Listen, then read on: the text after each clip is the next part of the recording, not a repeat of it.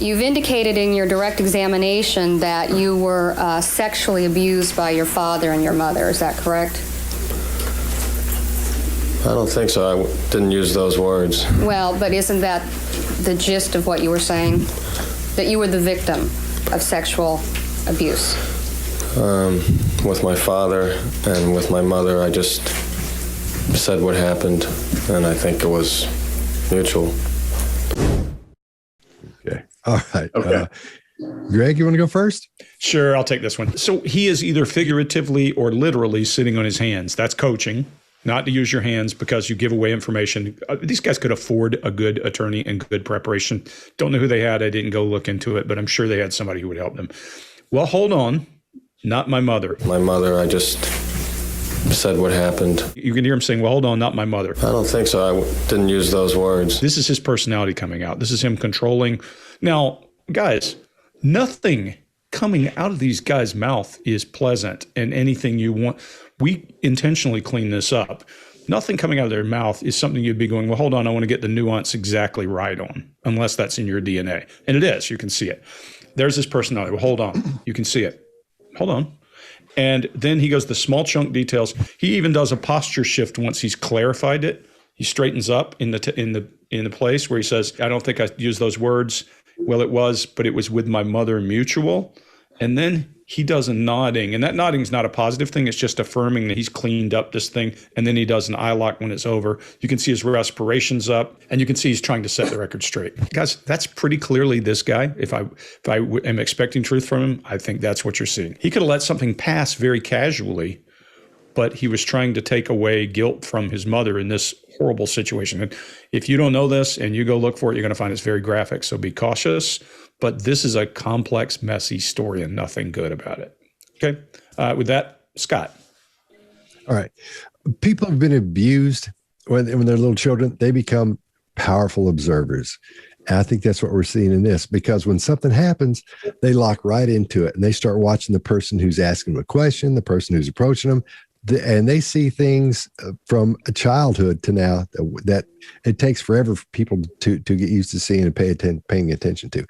That's why I believe he freezes. Every time she starts talking, he starts, and his head starts going down, because he's preparing to protect himself from whatever it might be, because he's freezing to observe and watch everything that's going on and listen.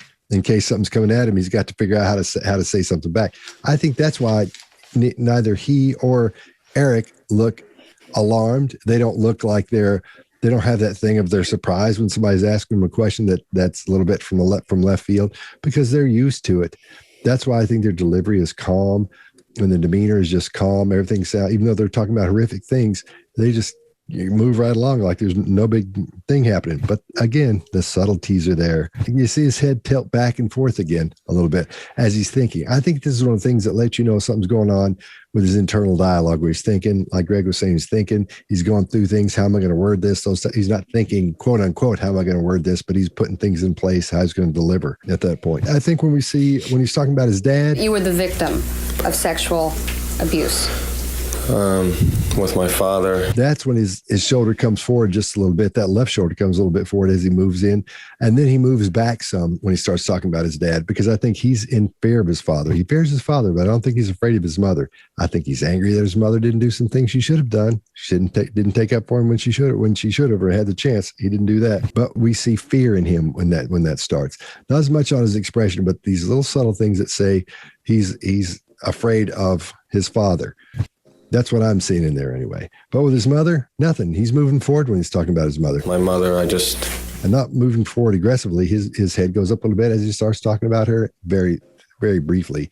But that's what I'm seeing there, especially when he says it was mutual. Not that he was trying to protect his mother or anything, but I don't think he feels the fear from his mother the same way he feels the fear from his father. Two completely different things.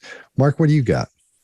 Yeah. So remember in that first little chat we had, I was talking about there's something interesting that he tries to get this moment of social approval on this negative idea. No, not this time. In this one, he's going against a social norm immediately. He's reframing the idea of a sexual relationship with parents as kind of not abuse. In every society that I come across, the idea of sexual relationships with your immediate family is what we call taboo. It's a social norm of going, that isn't something that you do. He's totally reframing that. I've got somebody here who's going to try and convince me around what I would normally think shouldn't be happening. That's kind of okay for it to be happening. So it's already got fairly odd for me. Now, why is that why is that going on? Is that because something has been happening in this family that is very unusual and we should be convinced that that's kind of okay? Or is there another motive of he's in some kind of corner and has to say that? So as we're going through, I'm just interested in unpacking why immediately, straight off the bat, is he going against some social norms? Pretty odd behavior and very cool at the moment, generally, about going around those against those social norms. Quite calculated at the moment, in my view, around going against social norms. So interesting. Chase, what do you got? Yep, you guys have hit all the points that I was going to talk about here. But I want you to think about what would the behavior look like, or what would a response look like to a person who doesn't define that as abuse. And we're seeing it, he's seeing the world through that lens. Like, that is a normal thing. He knows that society doesn't think it's normal, but he knows that he grew up this way. So he views the world through a very different lens, much like people who keep tigers. It's a completely different deal. It's a whole different lens to view the world. The only thing I had that you guys didn't mention was there's a flash of anger, downward eyebrow movement at the word abuse. You were sexually abused. Specifically at the word abuse during the question. So that's good to see there. That's all I got. Nice. All right. Hey, one quick note, guys. This was cross-examination. Don't know if we mentioned that. This part is. Yeah. You've indicated in your direct examination that you were sexually abused by your father and your mother. Is that correct? I don't think so. I didn't use those words. Well, but isn't that the gist of what you were saying? That you were the victim of sexual abuse? With my father and with my mother, I just said what happened, and I think it was mutual. If you like this video, get the full body language breakdown and analysis on our main channel by clicking this video right here.